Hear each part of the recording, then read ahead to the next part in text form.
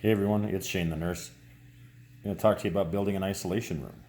I'll show you some stuff I have for that in just a minute. But the idea is to pick a room with an ensuite if possible, because you want to avoid the infected person having to walk through the house, potentially contaminate others. Also allows for a source of water. They can get up, take a shower if they need to. There's a bathroom, and they have exhaust fans capable of moving many cubic feet per minute. Just got to check the capabilities of the fan that's in your house. Air needs to be changed out 12 times an hour in an isolation room, so we're going to make a negative pressure room. It needs to be changed out 12 times an hour. So if you have a 20 by 20 by 8 foot room, which I know is huge, that's 3,200 cubic feet, which works out to 600 cubic feet per minute. You can get a cheap Lasco 3-speed fan at Walmart for under $20, and at the lowest setting, it moves just about 1,200 cubic feet per minute. So if you've got that, you're already halfway there. Okay. So when you put the fan in, you're going to put it in a window because it has to exhaust somewhere. Use some common sense. I know it's so rare, it's like a superpower these days. Use some common sense on where that's directing. If you live in an apartment, you don't want to direct it onto the street below and contaminate, everybody that walks through your neighborhood. If it, vents out near your main door, that's not going to work out either.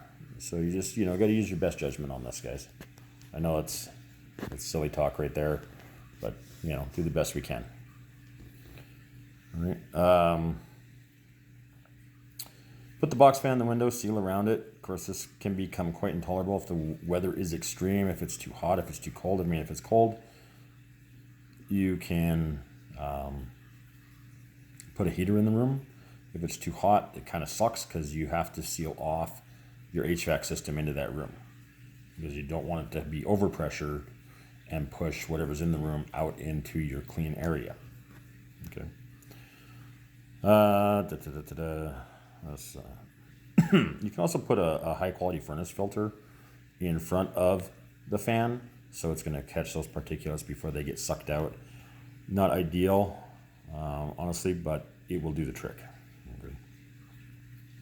Get a small microwave, a hot plate, and a fridge for the isolation room. Use disposable plates, cups, etc. Have a garbage just for those items that gets placed in another garbage and sealed when it is brought out of the room. Food should be something that they actually like to eat. High calorie too. Plenty of fluids such as soda, Gatorade, flavored drink mixes. The afflicted may not want to eat for several days. This is very normal and may lead to a profound weight loss. I had a respiratory illness, a different coronavirus several years ago. I lost 40 pounds in 9 days. Can't recommend it as a good time. Digestion takes a lot of energy, which would otherwise be spent fighting the infection. I'm just reading from my own notes here from something I'd put up quite a while ago before the COVID-19 craziness started. So to seal the room, use a heavy-duty plastic sheet, 10 millimeter if possible, though a cheap Harbor Freight tarp, which is what I use, does the trick.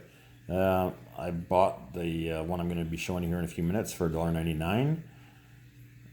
And you tape the plastic to the door using quality duct tape. I use T-Rex, a zipper dust door to the plastic sheet, or to the tarp in this case. Also, you get that all duct taped on one side, turn it over, then you cut out the back side, and then you duct tape it again. So it's taped on both sides, so that if it does get wet, it flows down, it doesn't get into the cracks, into the seams, and it works out really well. Right. So get a door that is, you can get a couple different doors. There's a one that's a straight zipper, straight up and down. There's a U, there's a C. I like U or C because it's much easier to get through. Okay. If you do to get a U doorway, make sure you hang it so that the zipper goes down and up, so it actually makes a U. Otherwise, you're stepping on your door, which really defeats the purpose. Right? The whole point is to not contaminate everybody and their dog. Okay. Scroll past all my pictures here.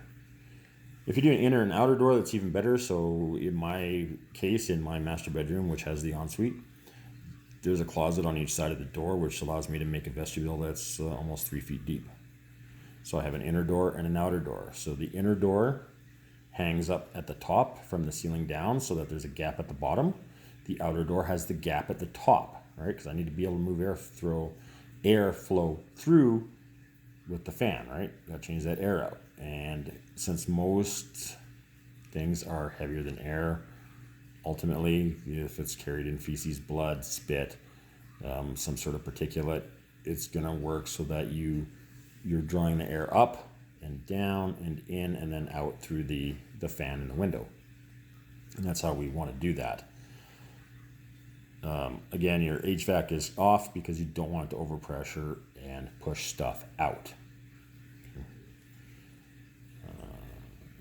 Okay, you can also get if you've got a little vestibule area like I have, you get a shallow pan, just the old muddy boot thing for winter that we use. It's only about this deep, but it'll do the trick. You can stand in that, so you come back out through the vestibule. You got a sprayer, that we use for weeds. You're just going to put a 10% bleach solution in there. You can spray off your shoes, whatever, if that's what you need to do. If you're in a position where you have to put on the full sperm suit, the Tyvek white suit or the yellow suit with put your N95 on, all your gloves, etc. That stuff gets expensive, but you want to make sure that you're not cross-contaminating, so you can give yourself a quick shot of the bleach solution head to toe, and it stays in that pan and it will evaporate as it gets sucked into the room. Right? The problem is it smells like bleach and it's kind of gross. Okay, so we've got our N95 mask, which right now, good luck getting an N95 mask, but you can make those using a soda bottle and a furnace filter. I have another video for that. You can get your nitrile gloves, nitrile or latex. Not a big fan of vinyl. Some stuff will go through the vinyl. You can get a box of 100. I think again, right now you can't find anything.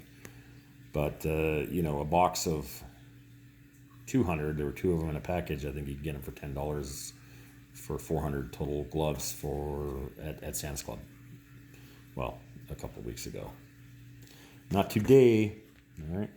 Another thing you're going to need, if you're not going to do that, you could use your own clothing, but you're going to need to strip. As soon as you get out that door, you're going to need to strip everything down, put it into a plastic bag, and there's bags that are designed to dissolve in high heat. That's what we use in hospitals. Designed to dissolve in high heat. Most people don't do that, so if you have a garbage bag, put it in the garbage bag, let it be in there for a day or two, as you're going in and out of the room, and then wash everything at one time rather than, every day doing 3 loads of laundry. Let's see what else we get here. Goggles. I want goggles because I don't want some stuff will absorb through the eye, some stuff through the nose. So if you watch my video on how I made the face mask with the soda bottle, you'll see that it covers the eyes. Problem is, if you're like me and you're old and going blind, you can't see diddly without your glasses. So it kind of sucks. There's a way to make a full respiration system using scuba tanks. I'm not going to go into that. That's high level stuff, and if you're at that level, honestly, chances are not good for survival of anybody in the house. So I'm not even going to go into it. It's very intense to go through.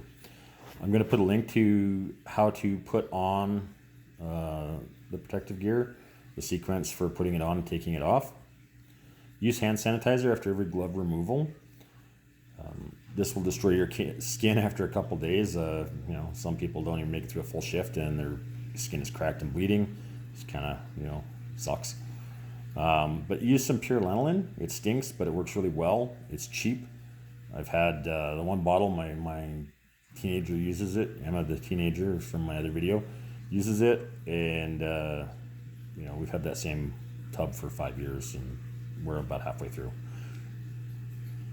Okay, alcohol hand sanitizers, they're great. You can have them all over the house. And they help out. Knowing the transmission route of the infection is pretty critical. Droplet, blood, feces, touch, spores all have different lifespans, with some almost indestructible. Clostridium difficile comes to mind. We used to think, hey, if we wash it in high heat, it will destroy the spores. And then the British folks came out with a big study and found out that no, nothing destroys it.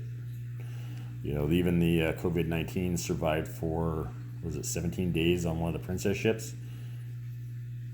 Just fine. 17 days is pretty crazy. Okay?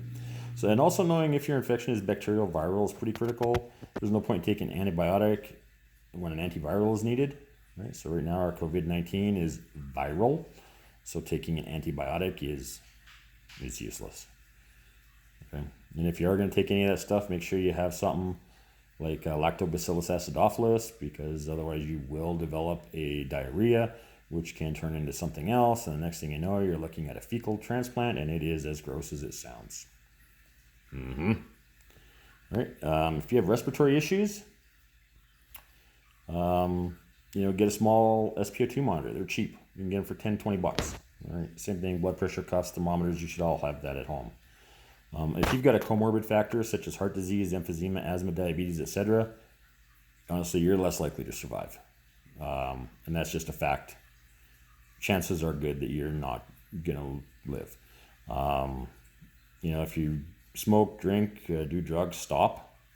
Because, again, these are factors that will make it so you are likely not going to live. Now I'll show you the setup. All right, so you see here we have the tarp with the door in it. Here's my T-Rex tape. Here's my cheap fan. This is all you need to create an isolation room in your house. That's it. It will keep you alive. It will keep your family safe. All right, until next time, this is Shane the Nurse. Have a great day.